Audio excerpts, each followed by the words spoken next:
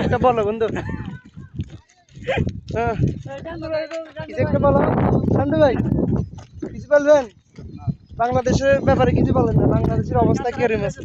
Hero hero hero Alam, একদম hero Alam. হ্যাঁ মন খারাপ বলতো না ভাই, বাংলাদেশ বহুত খারাপ।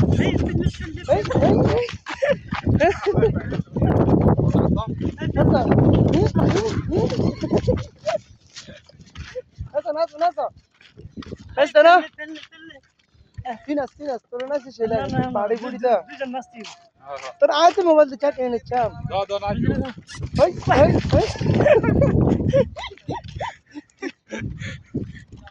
ভিডিও করছে অনেকক্ষণ দাও বলো সেই ঠিক আছে।